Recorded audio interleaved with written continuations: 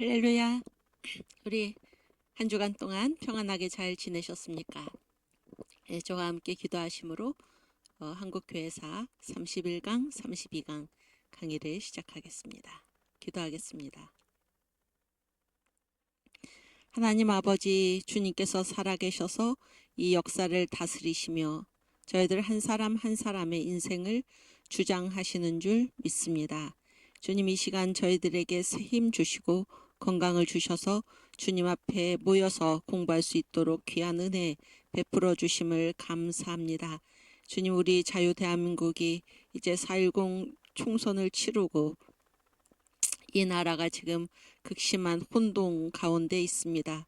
주께서 저희들을 긍휼히 여기시고 저희들에게, 특히 예수 믿는 주의 자녀들에게 회개하는 심령을 불어넣어 주셔서 주의 자녀들이 범죄할 때 하나님께서 역사를 심판하시는 것을 우리가 성경에서 보고 역사에서 보아 알고 있습니다.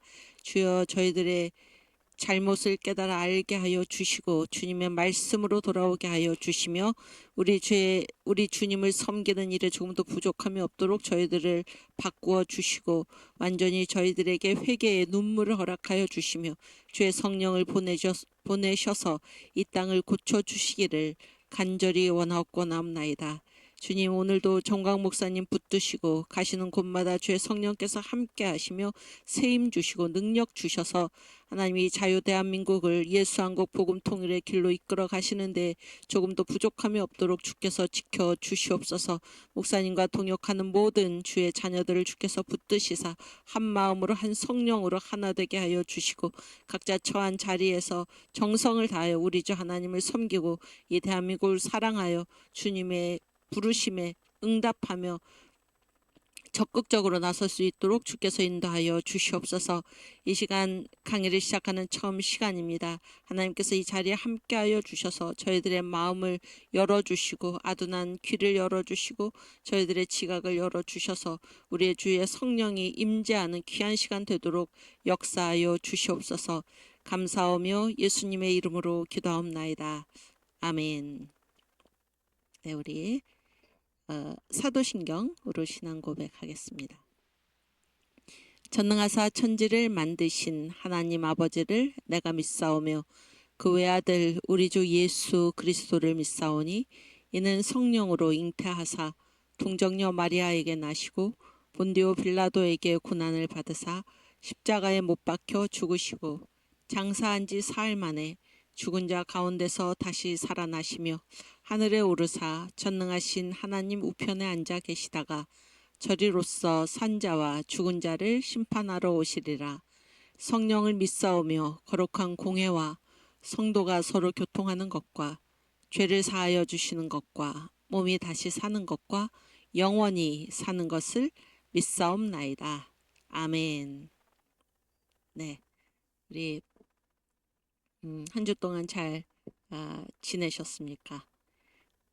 네, 어제 예배 잘 들으셨죠? 우리가 자유통일을 위한 광화문 전국 연합 예배 어제가 이제 세 번째 주였죠. 세 번째 주.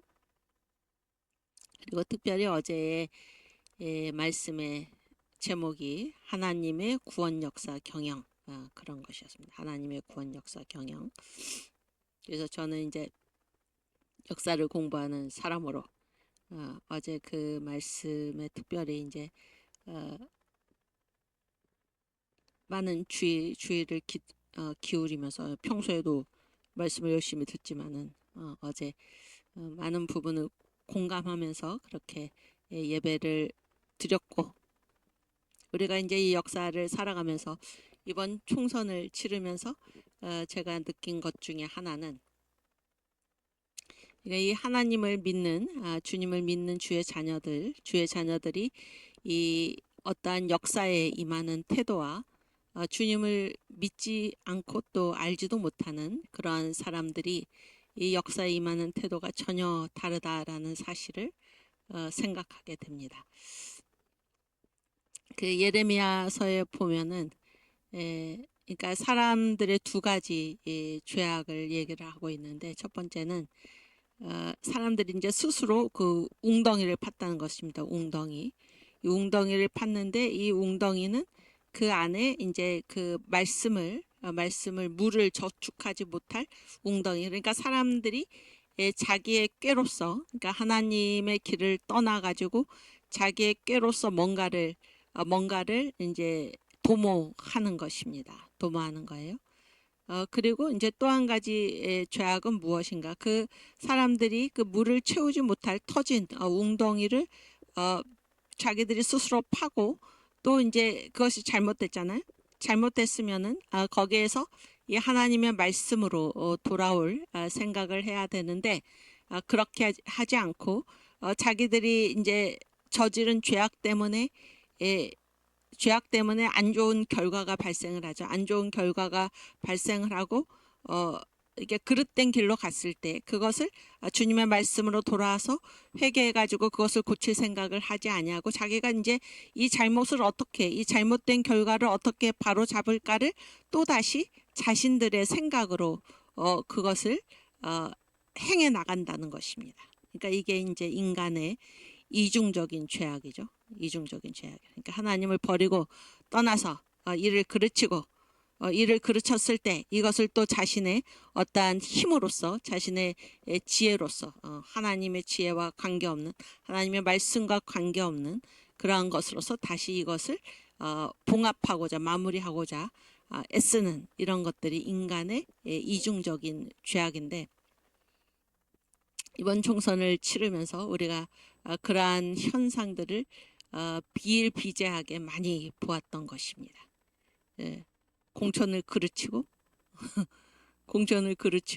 전혀 잘못된 길로 선거를 이끌고 가고는, 그 어제 그 예배 이제 그 말씀 마치고 그 토크 시간에 얘기한 것처럼 자기들의 죄악을 회개할 생각은 안 하고 도리어 그것을 막느라고 무슨 개헌 저주선이 무너진다 막 그래가지고 우리 자유통일당 이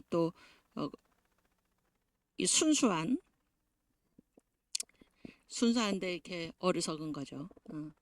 이 우파 국민들을 협박해가지고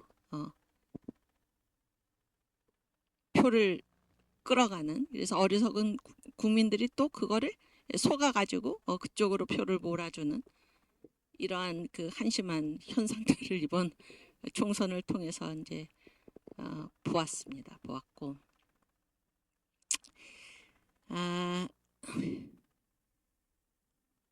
결국 우리가 가야 할 길은 어디에 있는가라는 생각을 하게 돼요. 어디에 있는가라는 생각을 하게 되는데, 우리가 이 모든 일을 행함에 있어서 이제 우리의 위치, 우리의 자세는 우리가 선 자리는 어디인가? 바로 하나님 앞입니다. 하나님 앞. 그래서 우리가 모든 것을 행하기 전에 주님 앞에 내가 서 있다. 주님의 뜻이 무엇인가? 주님의 뜻이 무엇인가? 라는 것을 또 주님 앞에서 나의 자세, 나의 위치 이런 것들을 점검하고 항상 주님 앞에 서 있다라는 그 마음으로 우리가 살아가야 하지 않겠나라는 생각을 하게 됩니다. 또 주의 성도들, 깨어난 주의 성도들이 연합해가지고 주께서 세우신 선지자와 같은 곳을 바라보면서 한 몸이 되어서, 한 떡이 되어서 걸어갈 때 주님께서 기뻐하시는 일들이 우리들을 통해서 이루어지지 않겠나 하는 생각을 했습니다. 생각을 했고, 그래서 이제 이 하나님의 구원 역사 경영, 이 사실을 우리가 잊어서는 안 되죠. 우리가 역사를 살아갈 때 하나님은 이제 흔히 우리 눈에 보이지 않기 때문에 우리가 무시하고 살아가는 멍청한 사람들이 많습니다. 보이지 않는다고 하나님이 안 계시는 게 아니고, 이 역사를 주님의 뜻대로 이끌어 가시는 것이 분명하죠. 성경에서 이미 말했고, 성경의 예언대로 이미 모든 역사가 이루어져 왔습니다. 1.1도 흐트러짐이 없이, 변함이 없이 다 이루어져 왔어요. 그래서 이 역사는 하나님께서 이끌어 가시는 하나님의 구원 역사이다. 역사를 주도하고 계시는 분은 하나님이시다. 이 사실을 우리가 늘 생각을 하고, 나는 그냥 내 마음대로 내 멋대로 살아가도록 된 존재가 아니고 하나님께서 이끄시는 이 구원 역사의 한 과정에 주님 꼭 필요하셔서 나를 가서 이런 일을 행하고 오너라 그런 특별한 사명을 주님께서 맡기셨고 그래서 내가 이 세상에서 살아가는 이 모든 시간과 과정은 하나님이 나에게만 맡겨주신 그 사명을 감당하면서 살아가는 시간이라는 사실을 우리가 잊어서는 안 됩니다. 이 근본이 무너지면은 모든 것이 무너지고 마는 것입니다. 그래서 하나님의 구원 역사 경영 이 단어 또 이 주제 하나님은 결국 이 역사를 그분의 뜻대로 이끌어 가시고 우리를 저 새 예루살렘의 주인공으로 만들기 위해서 주님께서 이 모든 것을 이끌고 계신다라는 이 사실을 우리가 늘 기억해야 할 것입니다. 아멘. 그래서 그 이승만 대통령 있죠? 이승만 대통령의 독립정신이라는 책을 1904년에 한성 감옥에서 이제 나오기 전에 그 선교사들이 그를 구해냈잖아요.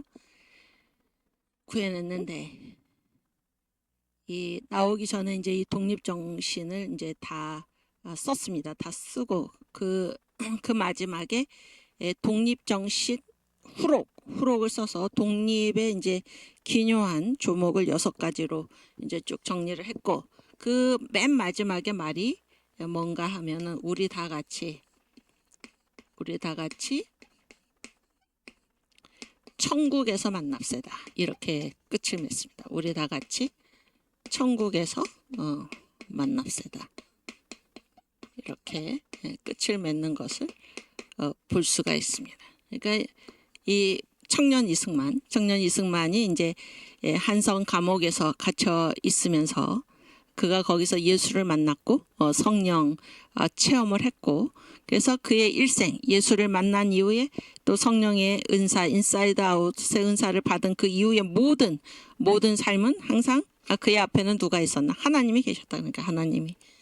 그래서 우리는 다 어디에서 만날 건가? 우리는 다 어디에서 만납니까? 결국 천국에서 만나는 것이죠. 이런 신앙인으로서 살아갔다 하는 사실을 우리가 기억해야 할 것입니다. 그래서 이 모든 역사는 하나님께서 다스리고 계신다. 이 사실을 우리가 반드시 기억해서 우리는 어떤 생을 살든지 우리 주님 앞에서 우리가 살아간다. 그래서 하나님께서 나를 이 세상 파송하셨을 때 맡겨주신 저와 여러분이 또 여기 우리 청년이 앉아 계신데 또 다 각각 우리가 다른 이유는 무엇입니까? 하나님께서 나만이 감당할 수 있는 그런 독자적인 사명을 가지고 이 땅에 파견하셨기 때문입니다. 그래서 우리는 하나님으로부터 보냄을 받은 자다. 이런 의식을 가지고 우리가 이 하나님께서 이끄시는 이 구원 역사 경영에서 나에게만 맡겨주신 그 소중한 자리 그 일을 다 해야 할 것입니다. 제 소리가 작은가요? 괜찮은가요? 우리 그 새 예루살렘 결국 이 역사의 마지막 종착지가 새 예루살렘입니다. 우리 찬송가 223장 같이 부르겠습니다.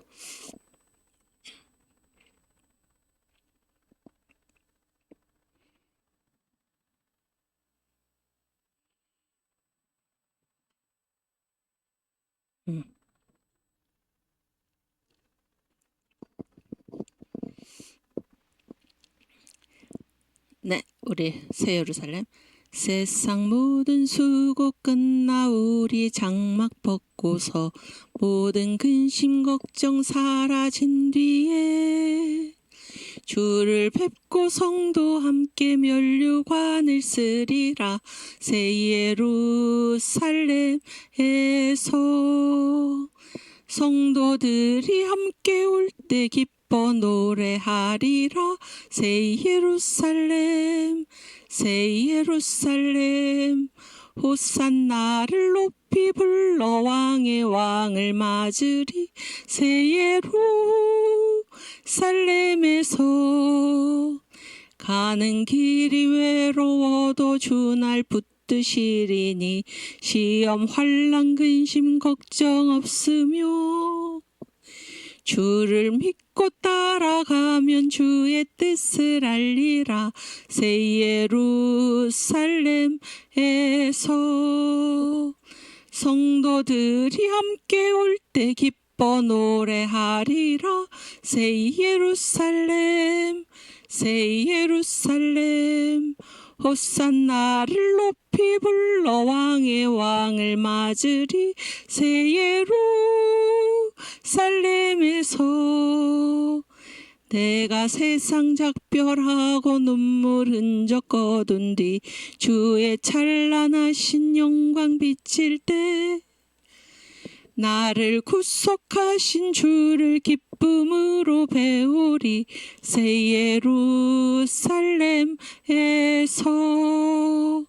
성도들이 함께 올 때 기뻐 노래하리라. 새 예루살렘 새 예루살렘 호산나를 높이 불러 왕의 왕을 맞으리. 새 예루살렘에서 아름다운 그곳에서 구속받은 성도와 사랑하는 주를 만나 뵐 때 주의 영광 노래하며 영원토록 살리라. 새 예루살렘에서 아멘. 성도들이 함께 올 때 기뻐 노래하리라. 새 예루살렘 새 예루살렘 호산나를 높이 불러 왕의 왕을 맞으리. 새 예루살렘에서 아멘. 주님 감사합니다. 아멘. 여기 그 2절에 보면은 2절에 보면 뭐라고 되어 있나요? 가는 길이 외로워도 주날 붙드시리니 시험 환난 근심 걱정 없으며 주를 믿고 따라가면 주의 뜻을 알리라. 이 부분을 우리가 다시 한번 강조를 해야겠다 그런 생각인데, 여기 보면은 따라가는 게 먼저입니까? 주님의 뜻을 아는 게 먼저입니까? 역사에서 많은 사람들은 나를 이해시켜라, 그러면 믿겠다 이렇게 얘기를 하죠. 나를 이해시켜라, 그러면 따르겠다. 그래서 내가 이해되지 않는 일은 나는 하지 않겠다. 이런 태도가 많습니다. 이런 태도가 많은데 성경도 그렇고 또 이 찬송가도 그렇고 우리가 알고 따라가는 게 아니고 따라가는 게 아니고 주를 믿고 따라가면 그 결과 주님의 뜻을 알게 되는 것입니다. 알게 되는 거. 그래서 이 순서를 바꾸어서는 되지 않습니다. 순서를 바꿔서는 안 돼요. 그래서 이제 주님의 말씀이 주어졌을 때 그것은 내가 듣고 나서 내가 이해되면 하고 이해되지 않으면 안 하고, 혹은 이해를 했다고 하더라도 내가 해도 되고 안 해도 되는 그러한 선택사항이 전혀 아닙니다. 전혀 아니에요. 그런데 이 선악과를 따먹은 사람들은 아주 그 본성이 이제 못된 거죠. 본성이 못돼 가지고 주님의 말씀이 떨어졌을 때 그것을 내가 이해되면 하겠다라든지 내가 그 말씀이 무엇인지 알아도 나는 그 말씀을 따르지 않겠다. 이렇게 아주 주님의 말씀에 거역하는 그러한 행동을 보이게 돼 있다 그런 거예요. 그런데 이 찬송가를 오늘 부르면서 이 구절이 아주 그 눈에 확 와서 닿는데, 우리가 주를 믿고 따라가면 그게 첫 번째입니다. 우선되는 게 무엇인가? 주를 믿고 따라가면 저절로 주님의 뜻을 알게 되는 것입니다. 그러면 따르지 않는 자는 주님의 뜻을 알까요, 모를까요? 모르는 것이죠. 주님의 뜻을 모르는 것입니다. 그래서 내가 알아야 하겠다. 내가 이해가 되어야 하겠다. 모든 여건이 갖추어진 다음에 내가 나서겠다. 성경적 태도가 아닙니다. 주를 믿고 따라가면 주의 뜻을 알리라. 아브라함이 그랬죠. 아브라함이 이제 하나님의 아브라함을 갈대아 우르에서 부르셨을 때 어떤 갈 바를 알지 못하고 갔다 이렇게 얘기하잖아요. 갈 바를 알지 못하고 갔다. 이 아브라함이 바로 우리의 믿음의 조상인데 이것이 바로 믿는 자의 태도입니다. 믿는 자의 태도. 그래서 내가 알아서 가는 게 아니야. 알아서 가는 게 아니고 갈 바를 알지 못하고도 주님의 말씀이 떨어졌을 때 그 말씀을 붙들고 가는 것입니다. 이것이 우리에게 필요하지 않나 그런 생각을 하게 됩니다. 이 시간이 역사 시간인데 역사에서 배우지 못하면 그 손해가 얼마나 큰지 몰라요. 얼마나 큰지 모릅니다. 그래서 우리가 이번 4월 10일 총선 전에 작년 10월인가요? 10월인가 그때 그 강서구청장 보궐선거가 있었잖아요. 그랬죠? 그때 거기에 자유마을이 13,000이나 되는데 13,000명이나 되는데 1632명만 자유통일당을 찍었다. 이게 뭐예요? 이게 내가 이해되지 않는 일은 하지 않겠다. 그런 얘기잖아요. 그런데 그런 전철을 밟고 나서도 그 역사에서 교훈을 얻지 못한 것이 이번 총선에서 드러난 것입니다. 그렇죠? 그래서 개헌선이 무너진다. 그러니까 많은 사람들이 어리석게 그토록 전 목사님이 방송에서 교육을 했는데도 어리석게도 자유통일당을 버리고 이 국민의 미래에다가 가서 표를 준 것입니다. 6%나 되었던 사람들이 빠져나간 거예요. 저쪽 국민의 미래 쪽으로 빠져나가고 물론 아예 안 나온 사람들도 문제가 많지만은 적어도 이 열심히 있는 사람들은 다 나왔는데 그 사람들 중에서도 이 전 목사님의 말을 신뢰하지 않고 또 이 자유통일당을 신뢰하지 않고 자기들이 맘대로 저 국민의 미래 쪽에 개헌선이 무너진다 그러니까 그런 어리석은 선택을 한 것입니다. 그래서 역사에서 배우는 게 얼마나 중요한지 몰라요. 역사라는 것은 우리가 역사에서 배우면은 우리의 우리보다 앞선 사람들이 이미 행한 시행착오를 우리는 또 거칠 필요가 없어요. 역사에서 배우기만 하면은. 그런데 배우지 않으면은 그들이 행한 실수를 우리가 똑같이 하고 마는 것입니다. 그래서 이제 저희 선생님이 역사는 신앙의 경제학이다 그런 말씀을 하신 적이 있어요. 그러니까 경제라는 건 뭐예요? 경제라는 거는 굉장히 경제적이라는 거는 굉장히 절약을 하는 거죠. 절약을 하고 어떤 시간이나 돈이나 에너지나 이런 거를 들이지 않고도 큰 성과를 내는 게 경제잖아요. 그게 경제적이지 않습니까? 근데 역사는 신앙의 경제학이라는 거는 역사에서 배우면은 그런 시행착오에 들어갈 시간이나 돈이나 에너지나 이런 것들을 아껴가지고 더 앞으로 전진되는 방향으로 나갈 수 있다 이런 건데 역사에서 배우지 않으면은 이게 전혀 경제적이지 않은 거예요. 우리는 역사에서 안 배우면은 앞선 사람들이 했던 똑같은 실수를 우리가 다 거치느라고 거기에 모든 시간이나 돈이나 에너지나 이런 것들이 쓰이는 것입니다. 특별히 이번 총선은 이 나라 체제에 관한 문제였기 때문에 그 문제가 대단히 심각한 것입니다. 대단히 심각한 거예요. 그래서 이 시간이 이제 역사 시간이기 때문에 여러분에게 지금 다시 말씀을 드리는데 우리가 역사에서 배우는 것 그게 얼마나 중요한 것인가. 배우지 않으면은 앞에서 했던 실수를 똑같이 반복하고 배웠으면은 겪지 않아도 될 일을 배우지 않았기 때문에 우리가 겪는다. 그런 건데 지금 보면은 더 심각한 문제는 뭔가 하면 그렇게 해서 앞으로 다시는 이런 일을 해서는 안 됩니다. 자기 멋대로 전체의 방향에 함께 가지 않고 자기 멋대로 자기 주장을 가지고 자기가 판단해서 그런 쪽으로 가면 안 된다라는 것이 바로 6개월 전에 있었고 그때 뼈아프게 우리가 이 일을 겪었음에도 불구하고 똑같은 실수를 이번에 한 것에 대해서 역사를 안 배우면 얼마나 이 사람들이 어리석어지는가라는 것을 다시 한번 생각하게 되는 것입니다. 오케이. 오늘 우리가 지난 시간에 이어서 선교 초기 한국교회 공부를 계속하도록 하겠습니다.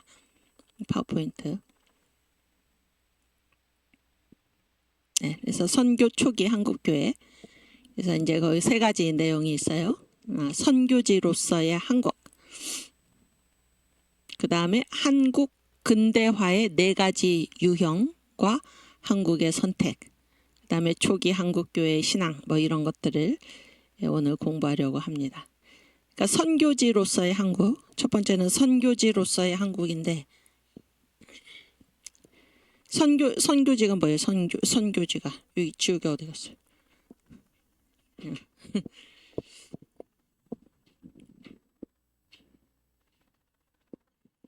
예, 감사합니다.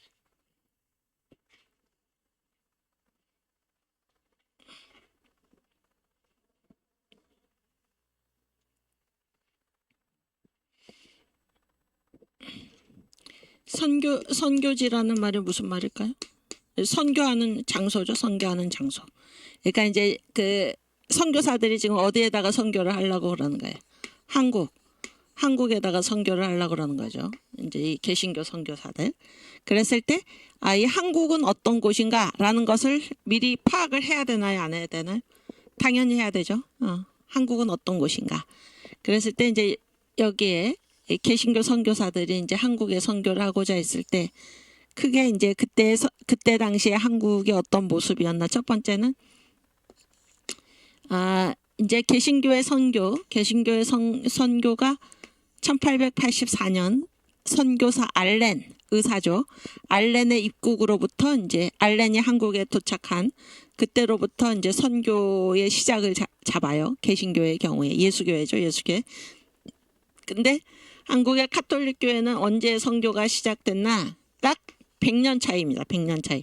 100년 전에. 그러니까 카톨릭 교회가 먼저 들어왔어요.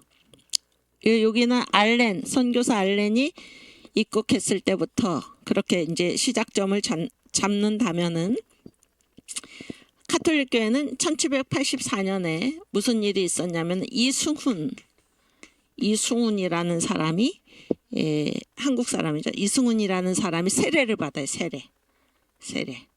그래서 이때서부터 이제 한국 카톨릭 교회의 역사가 시작됐다. 그렇게 보는 것입니다. 아시겠죠? 근데 이승훈이 이제 한국인으로서는 처음으로 이 세례를 받아서, 그러니까 세례를 받으면은 다 뭐 영세명을 주잖아요. 영세명. 이승훈의 세례명은 무엇이었을까요? 이 사람으로부터 천주교회가 시작이 되는 거예요. 한국에서. 그랬을 때 여러분이 그때 당시에 이제 이 이승훈한테 이렇게 세례를 베푼 신부였다. 그러면은 이 사람의 이름을 뭐라고 짓겠습니까? 응? 여기 학생 대표 뭐라고 지을 것 같아? 여기에 이제 여기에서 교회가 시작이 되는 거거든요. 그래서 뭐예요? 내가 이 반석 위에 내 교회를 세우리라. 이렇게 되는 거죠. 그래서 이승훈의 이제 세례명이 피터예요. 베드로. 그러한 그러한 아주 의미가 있는 그런 영세명이잖아요. 그리고 나서 이제 100년 뒤에 1884년에 개신교회 선교가 시작이 되는데 이때 이제 개신교회가 선교가 될 때 그 선교지 한국의 모습이 어땠나 그런 얘기예요. 그랬을 때 첫 번째는 이제 이게 이제 같은 기독교잖아요. 같은 기독교인데 100년 앞에 천주교회가 들어와서 이제 보인 모습이 어떤 것이었나 그런 얘기예요. 보인 모습이 불행하게도 이 예수교, 이 천주교가 굉장히 반민족적, 이 민족에 반대되는 반민족적인 인상을 남겼어요. 그런 활동을 하기도 하고 그런 인상을 남겼어요. 그래가지고 이제 천주교회가 들어와서 뭐 이 사람들은 물론 그 신앙의 자유 때문에 그런 어떤 열심 때문에 이제 뭐 의도하지 않았더라도 문제는 이런 카톨릭 교회가 남긴 반민족적인 인상이라는 게 있었어요. 이게 개신교 선교사들이 한국에 와서 선교할 때 굉장히 고려해야 할 그러한 문제였습니다. 두 번째는 이제 한국의 그 종교 상태예요. 종교 상태.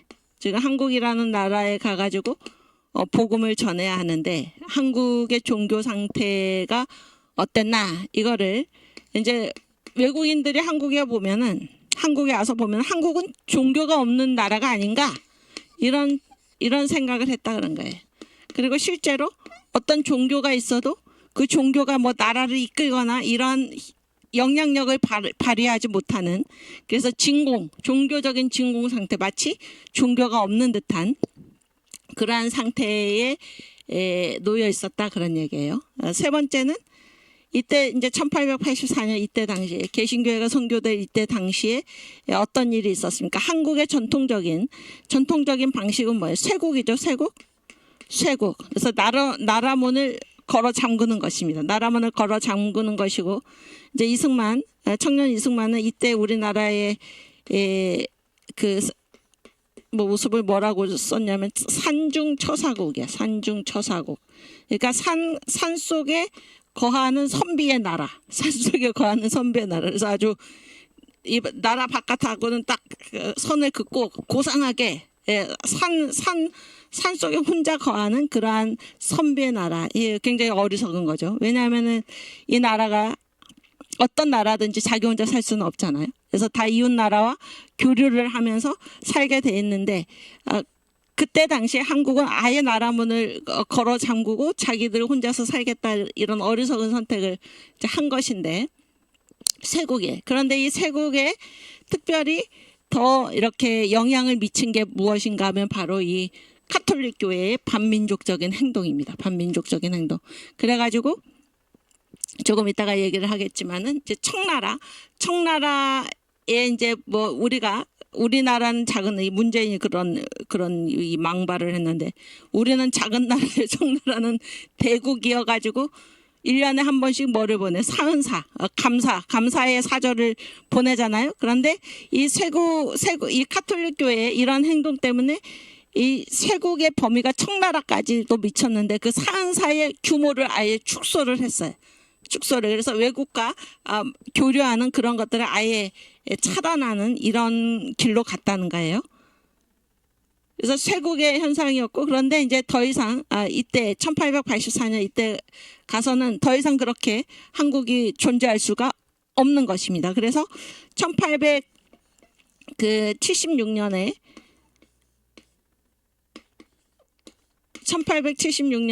이제 그 다른 나라 그게 누구예요? 일본이죠. 일본과 이제 최초로 조약을 맺죠. 강화조약이죠. 강화조약.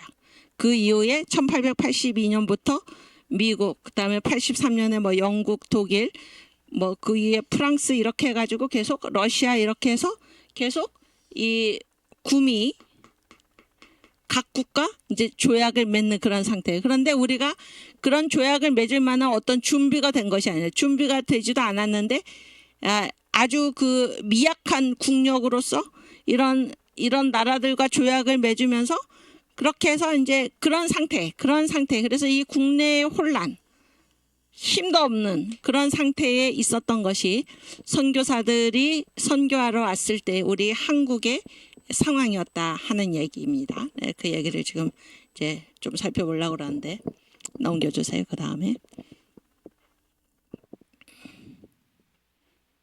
여기 우리 그 실시간 채팅에 들어오신 여러분들을 환영합니다. 환영 인사를 늦었는데, 그래서 선교지로서의 한국, 이게 세 가지 요소가 있어요. 그러니까 100년 앞서 들어온 로마 카톨릭 교회가 반민족적인 발상과 그런 거동을 했다 그런 얘기예요. 그래서 개신교회가 와서 선교할 때는 우리는 이 민족에 반대되는 그러한 카톨릭 교회가 그런 인상을 강하게 남겼기 때문에 굉장히 그런 부분에 대해서 주의를 기울여야 했다 그런 얘기예요. 그 다음에 선교지 한국은 종교적인 진공 상태. 그래서 한국인은 종교가 없구나 이런 인상을 그때 당시 한국에 왔던 외국인들이 굉장히 강하게 느꼈다라는 것입니다. 종교가 없는 백성 이런 인상이죠. 인상. 그 다음에 국내외 정세의 혼란과 급변. 그래서 뭐 일본 일본은 이제 틈틈이 우리나라를 엿보면서 어떻게 이 한국을 발판으로 해가지고 아시아 저 중국이나 이쪽으로 이제 진출을 하려고 하는 것이고 러시아는 어떻습니까? 러시아는 또 이 한국을 이쪽으로 내려가고 부동항을 얻고 이제 이렇게 아래로 남하하려는 그래서 이 러시아의 남하 이런 것이 굉장히 이제 큰 문제가 됐었죠. 그리고 그 서양의 각국들 이제 미국을 제외하고 어떻게든지 이제 이 한국에 와가지고 어떤 그 이권을 얻어보고자 또 뭐 물론 미국인들 중에서도 선교사들이 아닌 어떤 상업을 하는 이런 사람들 중에서는 그런 생각을 가진 사람들이 많았어요. 많았는데 어쨌든 그 계속 쇄국을 주장하다가 이제 이 나라문이 갑자기 열리면서 굉장히 국내의 정세가 혼란하고 급변하는 그러한 시대에 처해 있었다 그런 거예요. 선교지 한국이. 오케이, 그다음. 그래서 이제 이 한국의 천주교회를 제가 지난 시간에 뭐라고 얘기를 했냐면 힘의 신앙이라고 그랬죠. 힘의 신앙. 그러니까 이제 이 천주교회나 개신교회나 방향이 선교가 아니라 구도다 그런 얘기를 했잖아요. 선교가 아니다 구도다.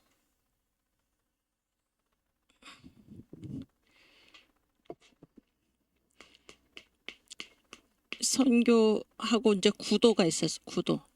이 선교는 어떤 거예요? 선교는 바깥에서 선교사가 복음을 가지고 오는 거잖아요. 그렇죠? 근데 구도는 뭐예요? 도를 구하러 가는 거죠. 여기는 뭐예요? 안에서 바깥으로 가는 거죠. 방향이. 여기는 안에서 바깥으로 우리가 구원의 길을 찾아 나서는 것이고 선교는 구원의 복음을 가지고 바깥에서 안으로 들어오는 것입니다. 그렇죠? 그런데 한국의 경우에 이 카톨릭 교회나 천주교회나 예수교회나 야소교회나 둘 다 어떤 특징을 가지고 있는가? 선교사가 뭐 카톨릭 경우에 신부가 이 복음을 가지고 선교하러 한국에 오기 전에 이미 조선에서 이 구원의 길을 찾아가지고 나라 바깥으로 간 거예요. 구원의 길을 찾아서. 그래서 어떤 특징이 있냐면 구도의 특징이 있어요. 구도의 특징. 이해가 되시죠? 그래서 그 카톨릭의 경우에는 우리가 1592년에 임진왜란, 1636년에 병자호란 이러한 그 양난을 엄청난 전쟁을 치르면서 이게 임진왜란 왜가 뭐예요? 오랑캐라는 뜻이잖아요.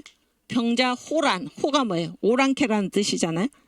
우리가 막 선비의 나라를 자처하고 그랬는데 중국은 대중국이고 우리는 소중국이고 소중화 사상 이런 점잖게 뭐 어쩌고 이제 그런 생각을 가지고 있었는데 지금 오랑캐한테 당했다는 거예요. 왜 당했나? 힘이 없구나 우리가. 힘이 없구나. 그래서 힘을 키워야겠다. 그런데 이 나라 안을 보니까는 여기에는 구원의 길이 없어요. 구원의 길이 없습니다. 그래서 뭔가 우리나라가 이런 오랑캐들한테 당하는 이러한 수모를 겪지 않고 이 나라를 어떻게 하면 튼튼하게 할 수 있을까? 그렇게 해서 구원의 길을 찾아가지고 나라 바깥으로 나갔는데 거기에서 만난 것이 무엇인가? 카톨릭 경우에는 힘을 만났어요. 힘. 기독교를 만났는데 이 기독교를 무슨 복음을 듣고 내가 구원받고 죄의 문제가 해결되고 영생을 얻고 이런 성격으로서가 아니라 기독교를 만났는데 그 기독교는 어떤 형태로 만났냐면 기독교 문명 일본이 어떻게 우리나라를 저렇게 쳐들어왔는가 이들은 어떻게 저런 문명을 가질 수 있었는가 그래서 이 기독교를 힘의 문명으로 받아들였다 그런 얘기예요. 천주교회는 아시겠죠? 그러나 예수교회, 개신교회는 이 나라에 구원의 길이 없구나. 그렇게 해서 나라 바깥으로 나갔는데 가서 만난 게 뭔가 하면 바로 복음이에요. 복음. 그래서 예수를 믿고 뭐를 한 거예요? 성경 번역을 한 거예요. 성경 번역. 그래서 우리나라는 선교사가 어떤 나라에 선교하러 들어가면서 이미 그 나라 말로 번역된 성경을 끼고 들어온 그런 이 세상에 유례가 없는 그런 나라가 된 것입니다. 이해가 되시죠? 그래서 선교사가 지금 한국에 선교하러 들어오는데 이미 한국말로 번역된 성경이 있었다는 거예요. 그 성경을 가지고 들어왔다. 이런 나라가 없는 것입니다. 그래서 둘 다 가톨릭 교회도 구도 선교사가 오기 전에 우리가 먼저 구원의 길을 찾아서 나갔는데 나라 바깥으로 나갔는데 가톨릭 교회는 가서 만난 것이 힘의 문명, 힘으로서의 기독교고 개신교회는 가서 만난 것이 말씀이었다는 게 말씀. 이해가 되시죠? 그래서 우리가 이 가톨릭 교회, 한국의 천주교회의 그 특징이 무엇인가? 힘의 신앙이다 그런 게 힘의 신앙. 힘을 추구했다 그런 얘기예요. 그래서 이 우리 교재 한국 기독교에서 이 책의 저자이신 민경배 교수님은 이거를 가리켜서 뭐라고 얘기했나? 대문을 박차고 들어간 기독교. 그래서 이렇게 대문을 박차고 들어간 기독교.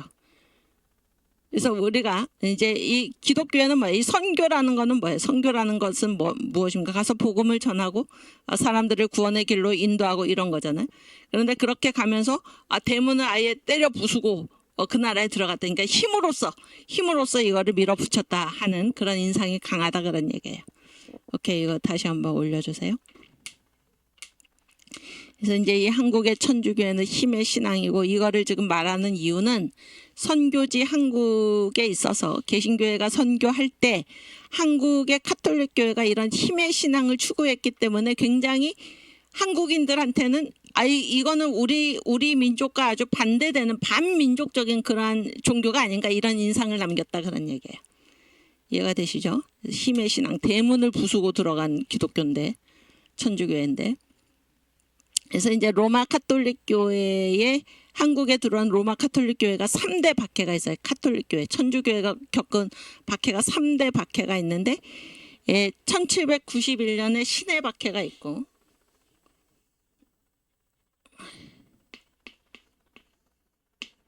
신해년에 일어난 박해, 신해 박해가 있고 1801년에 신유 박해가 있고 1839년에 기해 박해가 있어요. 기해 박해. 이게 이제 한국 천주교회가 겪은 3대 박해인데 이게 이제 두 번째 경우인데 황사영 백서 사건입니다. 백서 사건. 1801년 신유년에 일어났는데 백서라는 거는 무슨 말이냐면 백자가 비단백자예요. 비단백자. 그래서 이게 편지예요. 흰 비단에다가 이제 편지를 쓴 거예요. 편지를 쓴 건데 황사영이라는 사람은 이제 1775년생인데 1801년에 죽었잖아요. 이거 몇 살에 죽은 거예요? 26살. 그렇죠? 26살. 이 사람 굉장히 아주 총명한 사람이었고 일찍 이제 벼슬 자리에 이제 올라간 사람이고 천국인 신부가 있었어요. 이때 당시에. 주문모라는 사람이 있었는데 이 사람한테 이제 사사를 받고 굉장히 이제 열심히 있는 그런 사람이었는데 1801년에 이제 이 조선에서 그 천주교를 이제 박해하는 그런 그 박해가 터졌어요. 신유년에. 이게 신유 박해인데 그러니까 이제 피해서 이 황사영이 피해가지고 숨은 거예요. 충북 제천으로 가서 숨어 있었어요. 그래서 여러분 중에서도 혹시 제천에 이제 그 성지순례 다녀오신 분들도 아마 계시리라고 생각을 하는데 그 그러니까 황사영이 숨어 있던 곳이에요. 충북 제천에 가서 이제 피해 있으면서 그의 친구가 황심이라는 사람이 있어서 이 황심이랑 같이 이제 어떻게 하면 이 박해에서 벗어나서 벗어나야 되잖아요. 박해가 터졌으니까. 그래가지고 이 내용을 북경에 있는 주교한테 이제 편지로 써서 보낸 거예요. 이 내용을. 그때 당시에 우리나라는 무슨 주교가 있을 수가 없죠. 그러니까 우리는 뭐 이게 북경교구 소속이에요. 북경교구 소속. 그러니까 북경에 있는 주교한테 이 지금 조선에서 일어난 이 가톨릭 교회, 천주교회 박해 상황을 다 자세하게 써서 보낸 거예요. 그리고 이러한 대책을 이제 건의를 한 거예요. 그 백서에다가. 그리고 이 편지를 천국에 이제 자기는 지금 숨어 있는 상태잖아요. 숨어 있는 상태인데 이 청나라에 몰래 그 북경 주교한테 이 편지를 이제 몰래 보내려다가 발각이 돼서 이제 그 박해가 더 크게 일어난 것인데 잘 보세요.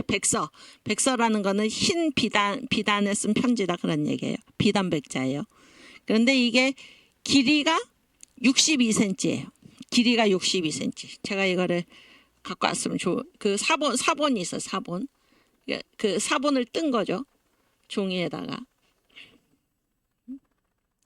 다음 시간에 제가 가져가서 보여드릴게요. 근데 길이가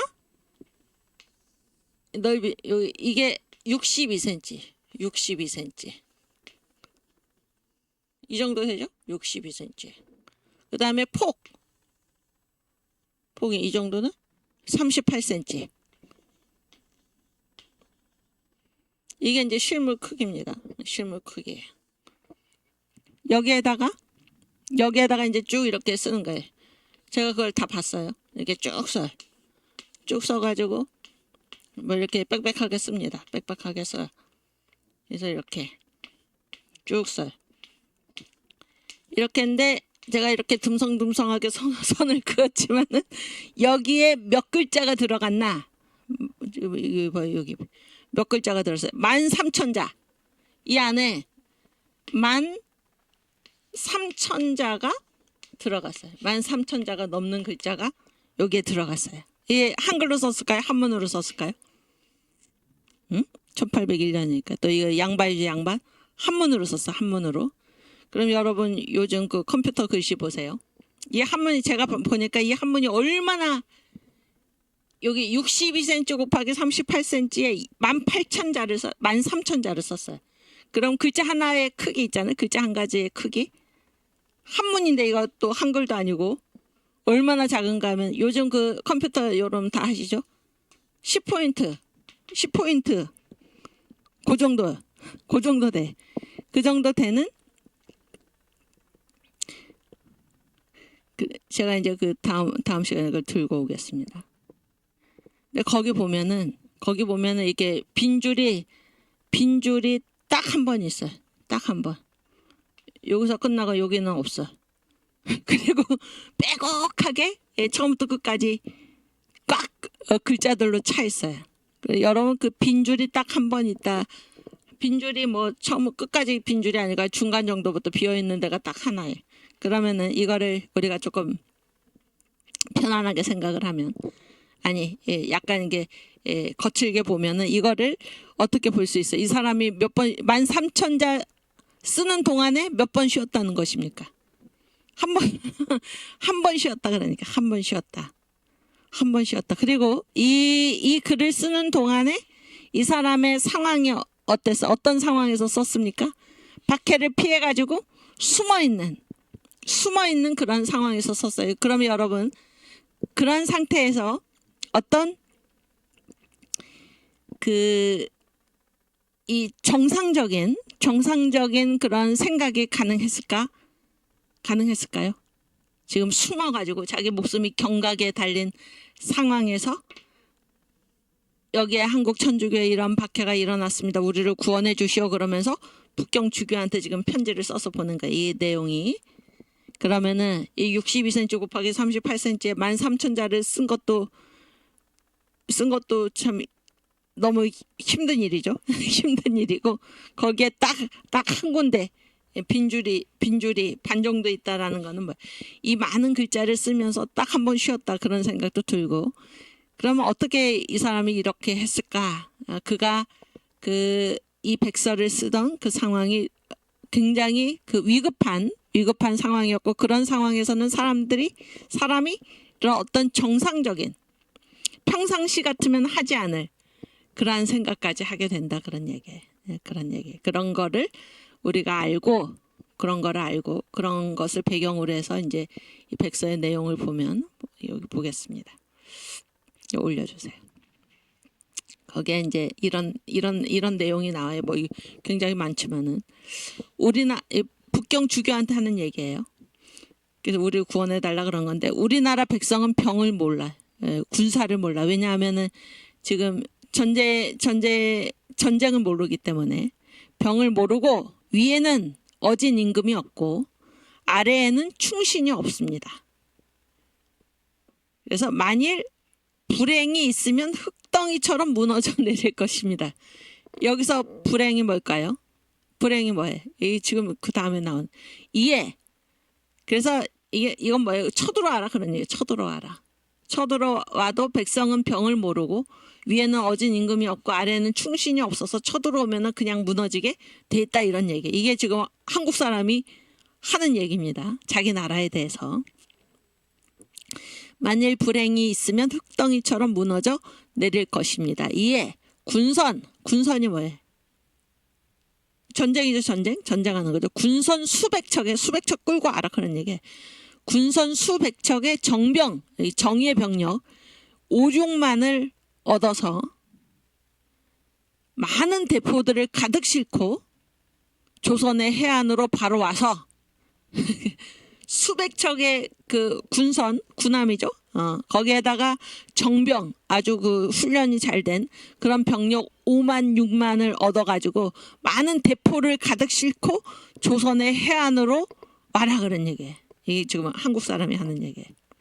조선의 해안으로 바로 와서 그를 왕에게 보내어 이런 말을 하게 하시오. 딱 그렇게 와가지고 어떤 글을 왕에게 보내나 곧 천주의 사자를 받아들이지 않는다면 곧 천주를 대신해서 징계와 벌을 줄 것이오. 이게 무슨 말이에요?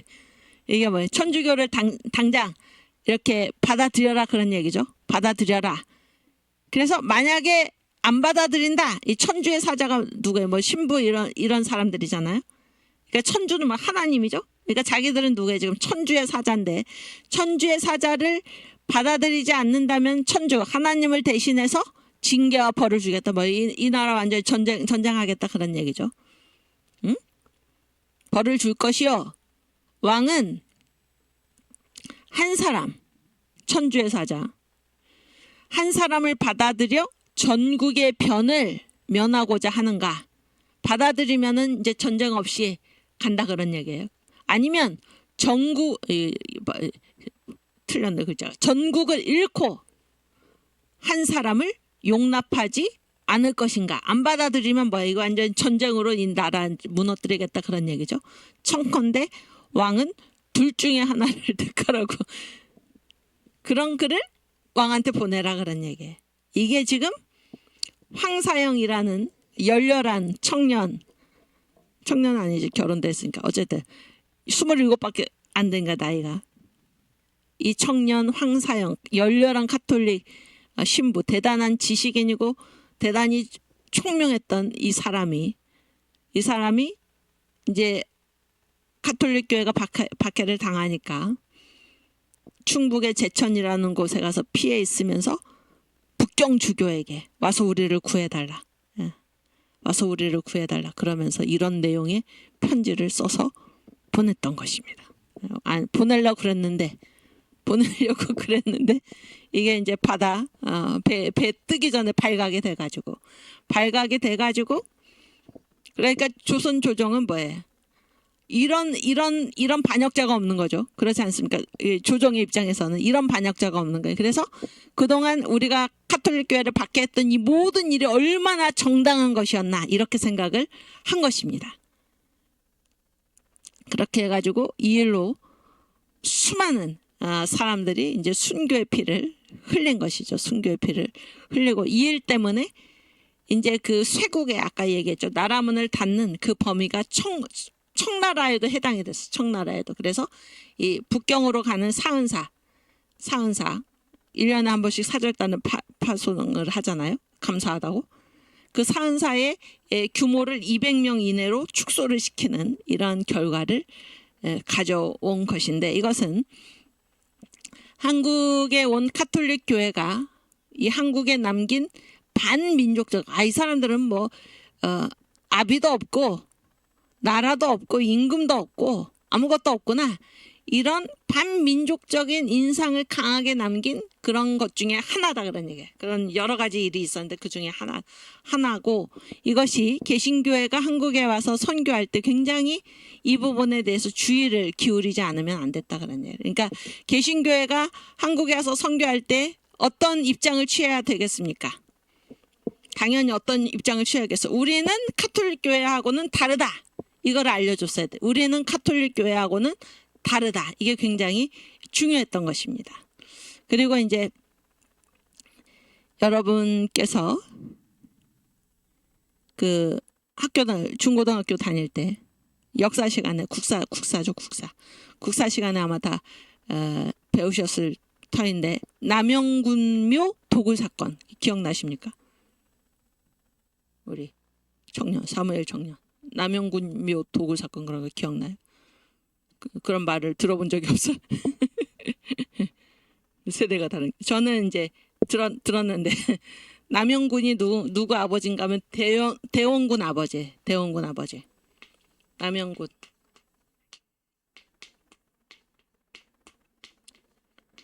남영군묘 도굴 사건이 있어요. 그래서 이 대원군이 또 굉장히 이제 기독교를 박해를 했는데 병인 박해죠. 병인 박해 1866년에 이거를 대원군이 일으켰는데 그 이전에 이제 대원군도 뭔가 이렇게 이 기독교를 이제 이 나라 문을 뭐 열고 어쩌고 이런 데다 조금 이제 이용해 볼까 그런 생각을 갖고 있었어요. 그런 생각을 갖고 있었는데 이 남영군묘 도굴 사건 때문에 이제 엄청난 일이 일어났는데 이게 대원군 아버지거든요. 대원군 아버지. 그런데 이 이제 천주교인들이 이게 독일의 상인 오페르트라는 상인이 여기 붙어 있어요. 그래가지고 이 한국에 있는 천주교인들이 이 사람들이 이제 안내를 해가지고 남영군 묘에 보면 뭐 보물 같은 거 많잖아요. 그거를 도둑질을 굴을 무덤이죠 무덤을 해치고 그것들을 빼내가지고 그거를 가지고 대원군하고 협상을 할 생각을 하는 것입니다. 이 선교의 자유를 위해서. 이게 남영군묘 도굴 사건인데 이렇게 이제 한국에 온 천주교회는 뭔가 힘으로써 힘의 신앙 힘으로써 아주 정면 도전해가지고 천주의 한 사람을 받아들여서 전국의 변을 면하든지 아니면은 천주의 사자를 받아들이지 않아서 이 나라가 망하든지 이런 식으로 접근을 한 것입니다. 이게 가톨릭 교회의 그 선교라고 말하기도 그렇지 선교 양상이고 이게 이제 그 천주교회뿐만이 아니고 천주교 국가들 자체도 이런 어떤 힘으로 밀고 나가는 이런 것들이 강했다 그런 얘기예요. 이런 것들이 강했다. 이해가 되시죠? 오케이. 그다음에 이제 선교지 한국의 두 번째 특징은 뭔가 종교적인 진공 상태. 여러분 진공 상태라는 말이 무슨 말인가요? 진공이 무슨 말이에요? 없다라는 거죠. 없다. 종교가 없다. 종교가 없는 상태다 그런 얘기예요. 종교적인 진공 상태. 종교적인 진공 상태인데 그 보시면은 하멜이라는 사람이 있어서 하멜. 뭐 이름 혹시 들어봤나요? 하멜. 네덜란드 사람이고 제주도에 표류한 사람이잖아요. 1653년에 그런 말을 남겼어. 한국인은 종교를 갖고 있지 않다.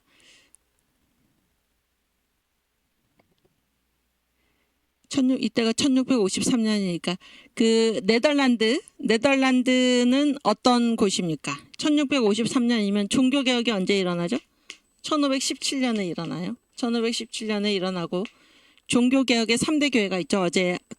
어제 하나님의 구원 역사 경영에서 말씀을 하셨죠. 천주교회에서 이제 종교개혁 교회가 생겨났잖아요. 종교개혁이 세 나라죠. 맨 처음에 뭐예요? 독일. 그 다음에 뭐예요? 네덜란드. 이게 화란이에요. 화란.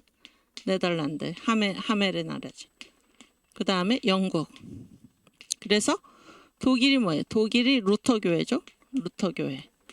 네덜란드 개혁교회. 어제 목사님은 장로교회 그렇게 말씀하셨는데 개혁교회가 장로교회를 거의 많이 갔죠. 그 다음에 영국의 성공회. 요게 종교개혁의 3대 교회예요. 그런데 이 지금 하멜이 네덜란드 사람이고 개혁교회의 그 나라에서 살던 사람이에요. 그 사람이 이제 제주도에 표류를 해가지고 온 거예요. 표류를 해가지고 왔는데 언제 이런 말을 했나? 한국에는 종교가 없는 것 같다라는 말을 언제 했나? 1653년에 했다 그런 얘기. 무슨 얘기인지 아시겠죠? 그러니까 이 하멜이 살던 네덜란드, 여기는 뭐예요? 지금 네덜란드 개혁교회 이렇게 얘기할 정도로 대단한 종교개혁의 나라인데, 그런 그러니까 기독교 그 문화, 기독교적인 그런 풍속이 가득한 곳에서 살다가, 이 종교개혁이니까 또 얼마나 그 신앙적인 곳에서 살았습니까?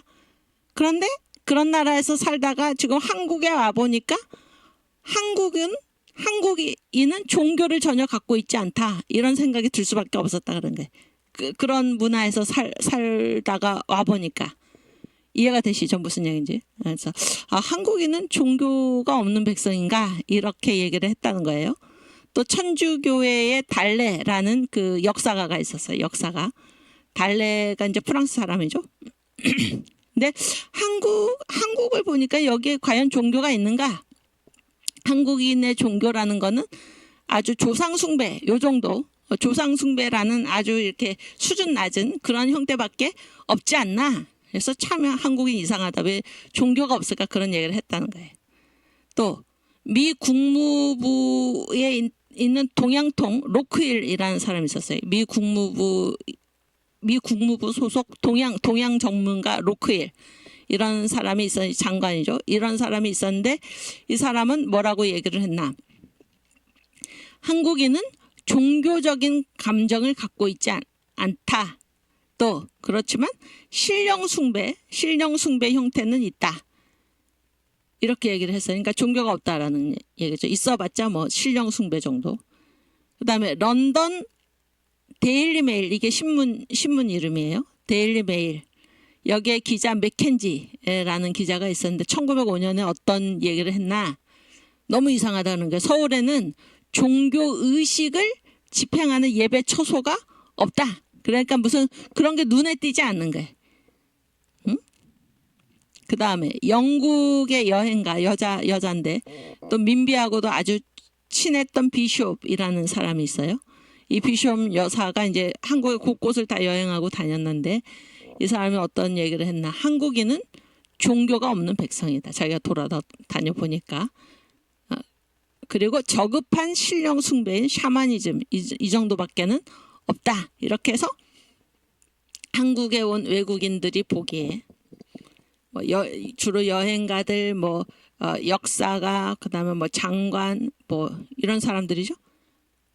기자, 이런 사람들, 이런 사람들이 보기에 한국을 다녀봐도, 또 특별히 서울에 이런 종교가 없는 이런 나라가 아닌가, 그런 얘기를 했다는 것입니다. 그 정도로 어떤 무슨 종교적인 영향력이 없었는데 왜 그랬을까? 왜 그랬을까요? 정말 종교가 없었나? 한국에 정말 종교가 없었나? 그 언더우드가 그런 얘기를 했어. 언더우드가 이제 1908년 언더우드가 미국 선교사잖아요. 한국의 장로교회 최초의 선교사인데 1908년에 목사 선교사인데 1908년에 The Call of Korea, 한국이 부른다, 한국의 부름, 이런 책을 썼어요. 이 책은 그러니까 선교 보고서 형태의 선교 보고서. 근데 언더우드가 언제 한국에 처음 왔냐면 1885년에 4월 5일 부활주일, 식목일이 아니고 그때 식목일 없었고 부활주일 아침에 이제 제물포에 도착을 한 거예요. 그래가지고 1908년에 이 선교 보고서를 썼으니까 이제 23년간 자기가 한국에서 선교했던 거를 보고서를 이제 냈어요, 책으로. 이 보고서를 왜 썼나? 미국인들한테 다시 지금 한국으로, 지금 한국이 부르고 있다. 그러니까 한국에 가서 우리가 더 많은 사람을 보내서 선교를 해야 된다, 이렇게 이제 호소하기 위해서 이 선교 보고서를 썼는데, 여기에 이런 얘기가 나와요. 한국의 종교.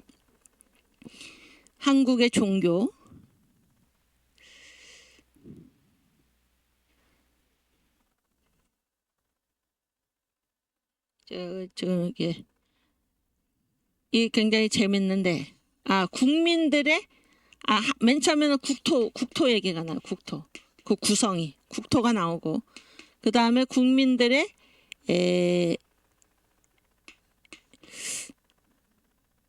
저 이거 나중에 알아 종교 생활이고 여기 앞에 하나가 더 있고 그리고 이제 뭐 선교 사역의 형태와 방법 이렇게 얘기를 하는데 이게 무슨 말인가 하면은 이게 이제 선교사잖아요. 선교사 그리고 이게 선교 보고서잖아요. 그러면 뭐부터 써야 될 것 같습니까? 종교부터 써야 될 것 같죠. 종교가 세 번째에 나와요. 여기는 일상생활이에요. 일상생활.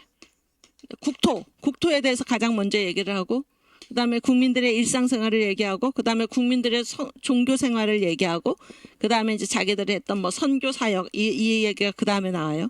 그러면은 이 사람이 선교사니까 가장 먼저 뭐를 얘기할 것 같아요. 종교를 얘기할 것 같잖아요. 그렇게 하지 않았다 그런 얘기예요. 그 이유가 무엇인가? 그러니까 이제 이 언더우드는 그러니까 이 종교라는 것이 결국에 이게 이제 어떤 그 종교라는 것이 어떠한 이렇게 동떨어진 국토나 일상이나 이런 거하고 동떨어진 그런 문제가 아니다. 그러니까 이 범위가 가장 넓은 부분이 뭔가 하면 국토라는 거예요. 국토. 그 다음에 일상. 그 다음에 그 중에서 일상의 한 부분으로서의 종교 이런 식으로 이제 접근을 해가는 것입니다. 그래서 이거는 제가 다음 시간에 다시 한번 얘기를 드리고 어쨌든 여기에서 보면은 이제 종교를 다루면서 뭐라고 얘기했나 한국에는 이제 크게 뭐가 있냐면 불교가 있어요. 불교. 그리고 유교가 있어요. 유교가 있고 샤머니즘이 있다 그랬어요. 샤머니즘. 근데 이 불교는 누구의 종교인가? 불교는 여자들의 종교고 여자와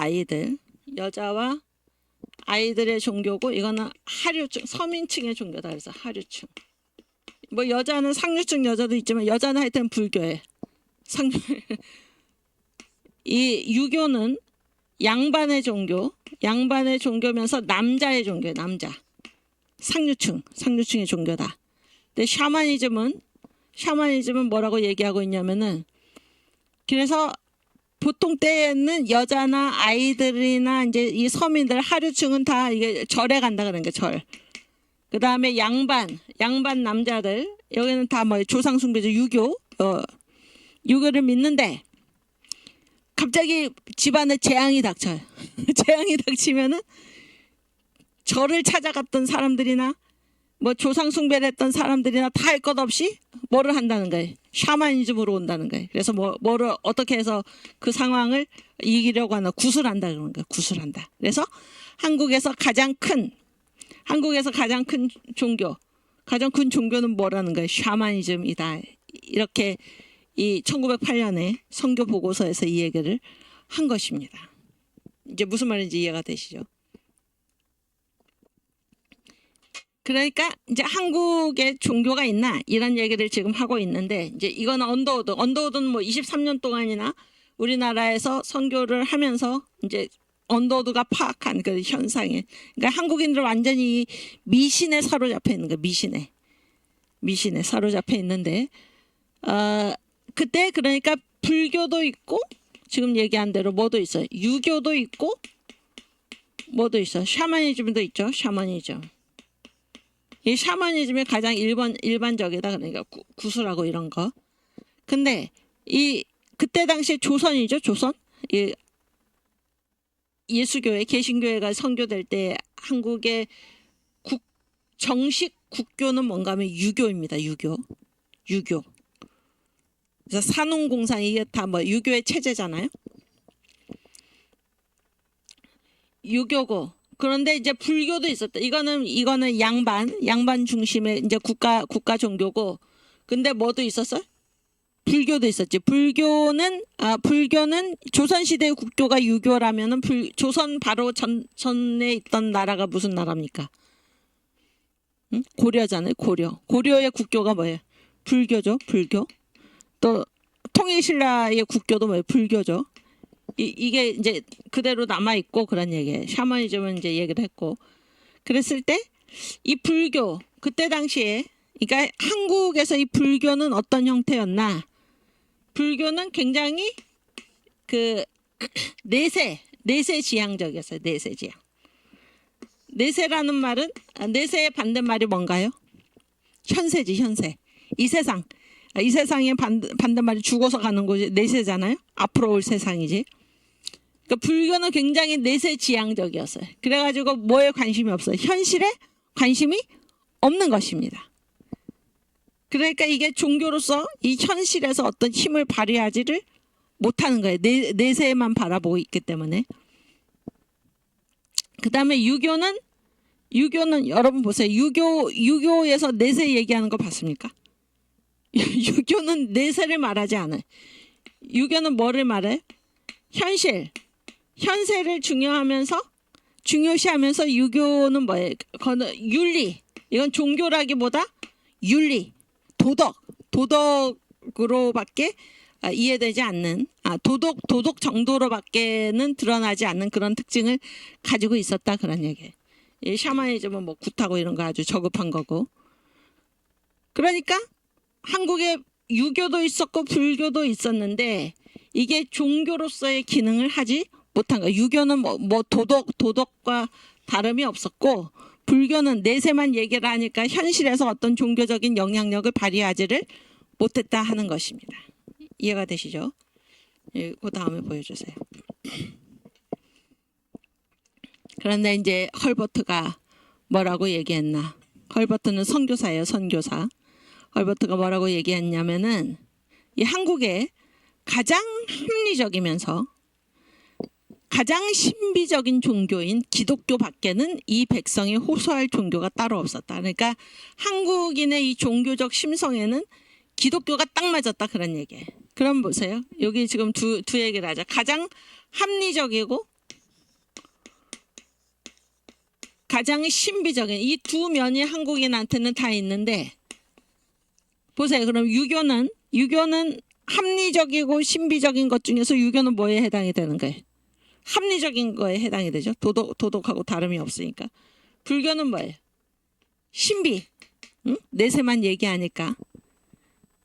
그래서 이 종교에는 이 두 측면이 같이 있어야 되는데 불교도 일방적인 신비적인 유교는 합리적인 이렇게밖에 없었다는 거예요. 그러니까 한국인이 종교가 있으면서도 한국인의 이 가장 합리적이면서 가장 신비적인 이게 한국인의 종교적인 특성인데 이 특성을 채워줄 종교가 없는 것입니다. 없으니까 외국인들이 보기에는 한국은 종교가 없는 나라구나. 종교적인 진공 상태구나. 이렇게밖에 보일 수 없었는데 한국인의 종교가 없는 게 아니야. 한국인의 종교적인 심성은 이 두 양면이 서로 반대되는 이 두 양면이 동시에 있는 게 바로 한국인들이고 그랬을 때 이 한국인들의 종교적인 그런 마음을 채워줄 그런 종교는 뭐예요? 가장 합리적이면서도 가장 신비적인 기독교. 이 둘을 같이 갖고 있는 기독교밖에는 한국인의 마음에 호소할 종교가 없었다 그런 얘기예요. 이 말은 무슨 말인가?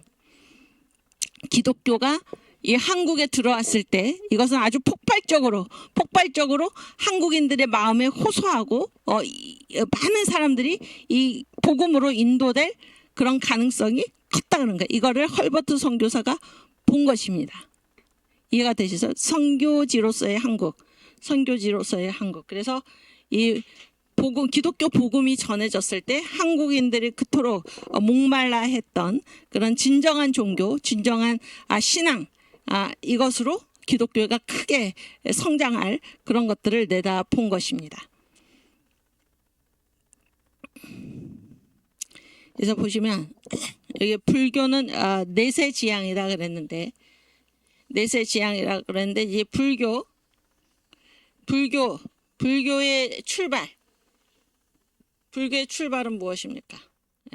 말이 질문이 이상한데 어떤 사람이 아주 독실한 불교 신자예요. 그래서 불교라는 거는 결국 그러니까 모든 종교는 다 뭐를 추구해요? 구원을 추구하잖아요. 구원. 근데 불교는 어떻게 하면 구원을 얻을 수 있다 그래? 어떻게 하면 구원을 얻을 수 있다고 그래? 해탈한다고 그러지. 해탈. 해탈이 뭐예요? 벗어나는 거지. 어디에서 벗어나는 거예요?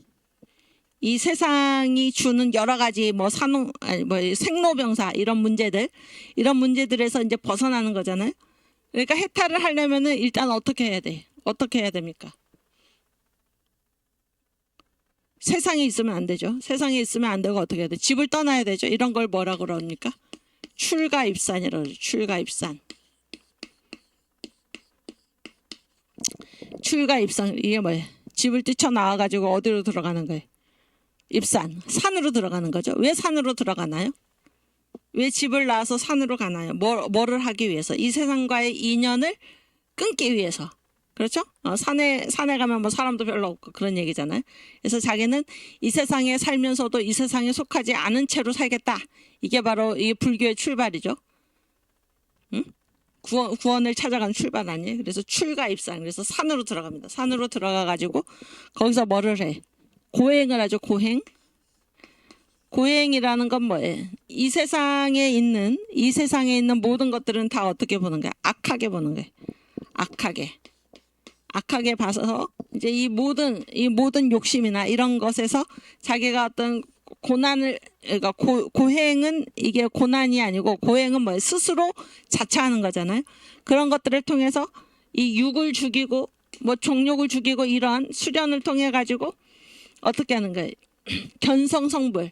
그래서 해탈을 하면은 성불, 부처가 되는 거예요. 부처가. 이해가 되시죠? 그래서 불교가 내세지향이라는 것은 불교의 출발 자체가 뭐를 부인하는 거예요? 이 현세, 속세를 떠나는 거잖아요. 이 현실을 부인하고 자기의 구원을 위해서 어디로 가는 산으로 들어가가지고 거기에서 또 자기의 몸이나 이런 육체의 고행을 함으로써 이 모든 것에서 벗어나가지고 스스로 부처가 될 수 있다 이렇게 보는 거죠. 이렇게 보는 거예요. 그래서 눈을 완전히 이 세상에서 눈을 돌려가지고 자기 자신에게로 들어가는 이러한 그 형태입니다. 그렇기 때문에 불교를 내세지향이다 이렇게 얘기를 하는 것이고,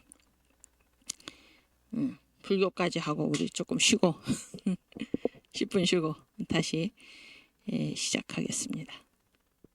기도하겠습니다.